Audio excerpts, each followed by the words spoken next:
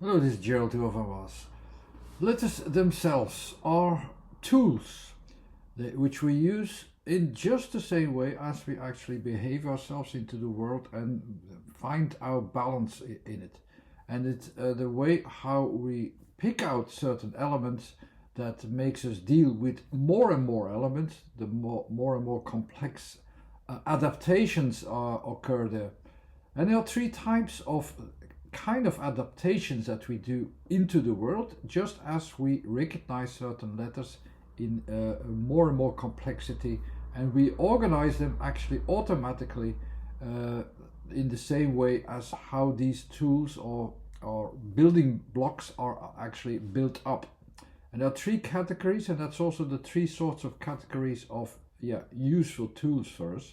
The first one is like, okay, this is the first category is actually things that we are really defining very quickly, because we can almost like see them as fixed points in space, as you can see there in the first category. Other ones, okay, we need also some adaptation, some movement. There we need time for it. They become more complex. That's also a second category where a lot of letters are associated with it. How does it come also? That's the way also how we recognize them very shortly, behaving themselves as if you don't really need a lot of adaptation in the first category. When you need this adaptation, when you need time to listen, like, okay, where is it going to, and so on, then you need time. There are different categories, different associations that builds up from there. The most complex ones are where there is a more complex performance, where we have to also categorize them, okay, in a time and space context, where more or less is this behavior recognizable. Also other letters are fixed with that. And that's the three categories which we automatically adapt. And I'm going to talk about the adaptation process itself that we use in letters. We can focus upon that, which is not always the most easy thing to do if for all the words, because the 1, 2, 3 rule really applies to all the words. So some words they are limited actually to, yes, okay, we have them here before us, that's actually all we need, and that we very quickly know what to do there, or what it is actually in space. Otherwise we have to have more adaptations in time, or we really have to check what is really going on there. So the adaptations that go automatically as well, the balancing out of the letters themselves, also dominates sometimes in one of these three categories. So focusing on one of these three categories alone will sometimes distract you a little bit, because it's not a dominating factor. So I'm going to talk about that as well, but I'm going to talk also about, let's have a focus upon the directions, the performance, and also the fixed place where we are focusing upon. A word like cut, or from the word to cut, it's a very simple word. It's only with letters from the first category, so they should be actually about a placement, so that should be dominating. Nevertheless, I will also focus upon how do we balance ourselves out. So actually the full performance actually might even distract us a little bit if we focus upon that too much, but I will still do that in a few categories. I'll make it simple first, and then I go to the different focuses that you can use on the same thing. You still come to the same conclusion in the end, but it takes a bit longer, of course, because you're focusing upon a thing that is not dominating at that point. He is dominating letters from the first category, so we're dominating with a focus on space, naturally, even if there is a performance. So let's focus upon the balancing out itself, which I also explained in the previous video about the letter U or U. And then I also will focus upon the geometrical balance, because that's also there in the 1, 2, 3 rule, horizontal, vertical, diagonal. Let's also see where we are using that, even in a fixed space. And then, of course, the most easy way to understand this word, which I already told you, this word is with letters from the first category, so that should actually be enough. And that's what we'll do first. Let's focus upon the localization, which is about the first category. The localization is actually focused upon just one point, which will be enough to know we are focusing upon, and everything will be will be able to be derived to that one point, even when some certain things surround it. So it's a singular focus, and I will have a localization there. So even with these three letters here, the three letters which are there into cut, that will be enough. And the 1, 2, 3 rule you can read in different ways. You can read them into numbers, you can read them into the directions like horizontal, vertical, and diagonal. Also 3 sorts of positions. The first positions are about centers, just in the center. Then you come into the volume or the material, and then you come into the borders. You can see the same balance in the 1, 2, 3 rule, also in this index actually of the first 9 letters. So the localization in space will be now my focus, and I repeat again. So the 3 categories are then also the 3 sorts of focuses: the localization, then the direction, and then the performance. Now we'll go completely to the localization. That will be the most easy thing to do to cut. So let's do that also first, how we should do that, how we do that automatically. Where does it start from? Also the 1, 2, 3 numbers are there as well. So you have the first row is into 1 point, the second row is into 2 points of focus, the last row is into 3 points of focus. So and it's at the border. So I have here the border of something physical where I focus with the 1, 2, 3 points towards that border. So 1, 2, 3 also means, yeah, I have also these 3 options. I go for it, which will be the first row. The C is yes, I will go for it. I will choose that my point and I'll continue with that. I change something, or it's at the border and I'm limited. Now I go to third category, which I often also refer to as the red color of the change. So I change something, I choose something to change, but I continue with it. So the red zone becomes blue a little bit, but I make a choice.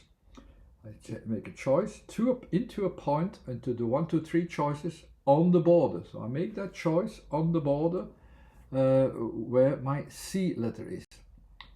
The U still will be about the same point, but let's separate it a little bit to show it what it is. The U is that point into the volume or the material in which we have 2 points or a choice. And that's what I explained in the previous video. This choice is actually, you're absolutely sure about a no factor, but you don't know what the other balance is. The perfect pair balance of the no and the yes is unclear. So you focus upon a neutral middle point to see, okay, what shall I do? Not sure yet. I know there is a no, but where is the yes?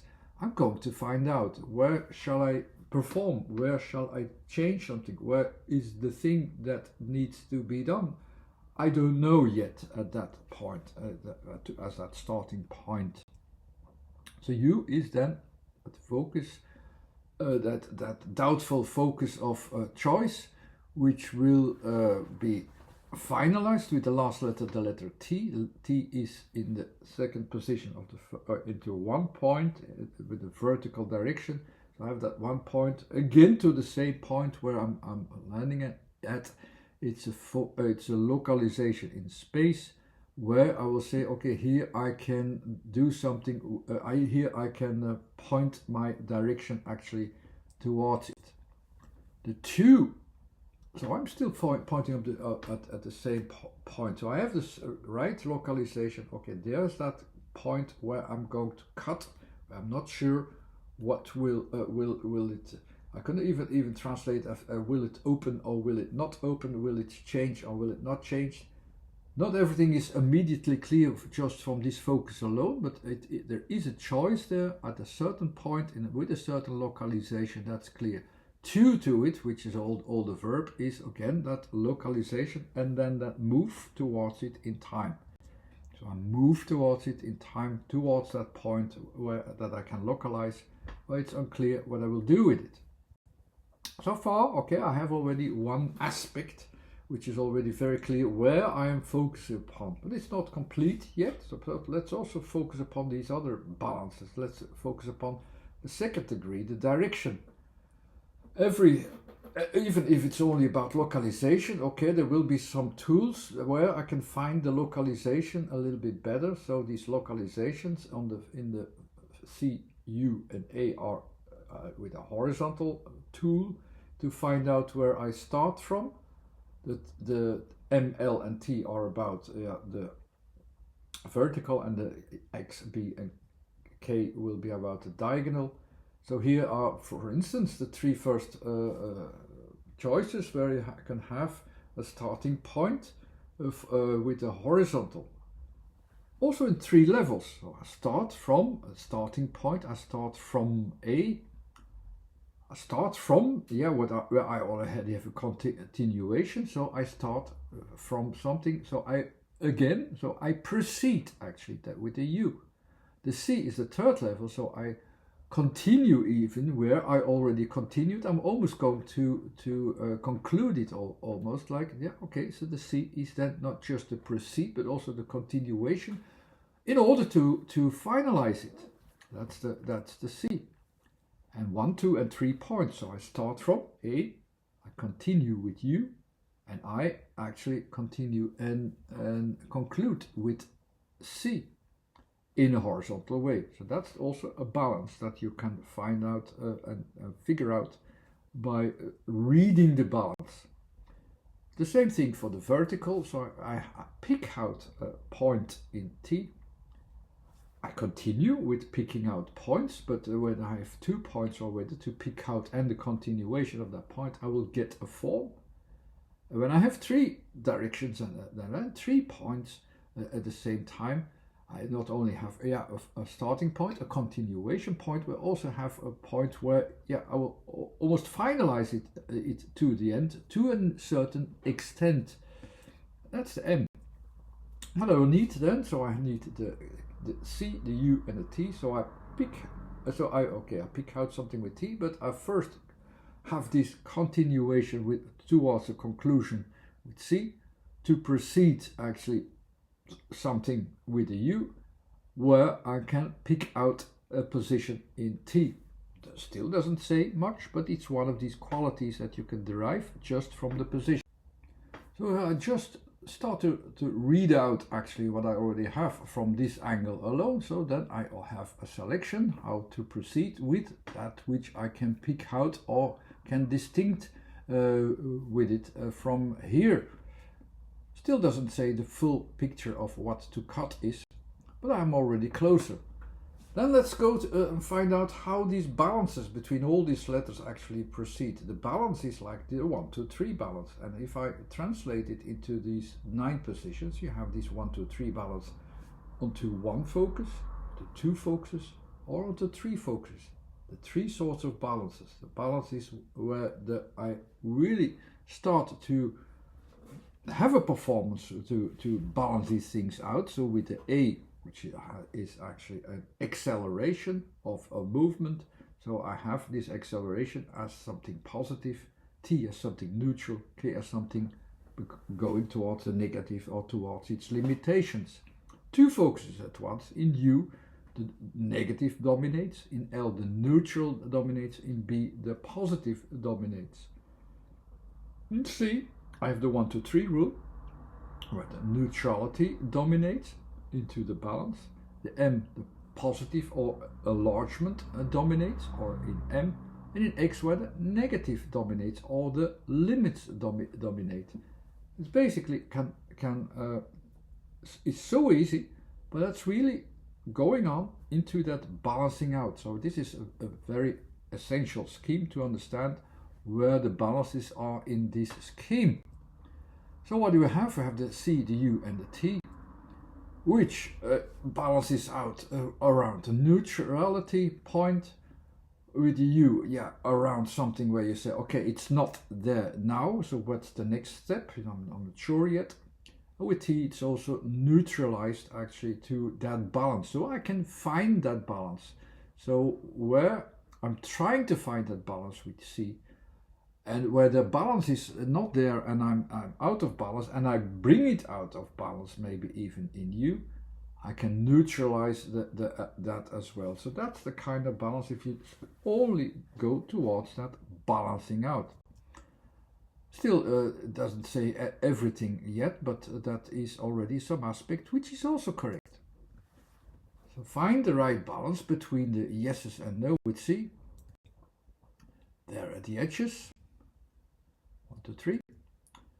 For what is not yet actually, or what is not yet or not, what is actually exclude. You can also exclude something at that point, and then you neutralize it at the last letter. So here with the T, you distinct it. Also with the letter K, it's distincting it into between the 2 points. So I'm having the tendency of breaking up something. And that breaking up from which is not there yet, I will probably also do them with that neutral point. Okay, it's a good way here that it just doesn't break off, but it's breaking itself. And that's what it will do with that distinction with C. The K, which is about separation, U, what is not yet separated. With T, yes, I go to that specific place where I can have that distinction. Or where can I make that distinction? To break it off, actually, to break something off. And that's the way how you can understand it, where you really focus upon a certain place where you will do that performance. The 2, of course, we know also as well. We have the T, which is the localization or placement in space in a neutral way. The U is that movement in time, where I start to follow up a movement in time. So well, I put them onto each other. And in the right order, so the T is I start from a placement in space where I follow up a movement in time, or where I will start a movement in time. General 2 is used for all the verbs. I start to have a placement somewhere in space where I will follow up a movement in time, a verb actually. So this verb will be activated onto the cut.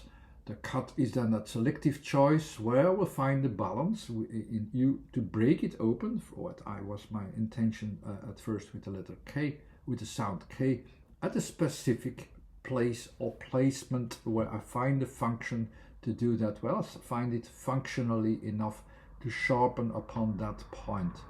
And that's enough that you'll understand the full picture actually. So I hope this was a clarifying video for the word cut and to cut, and you also had already a couple of angles to look into the same object from here. Thanks again for watching. Bye.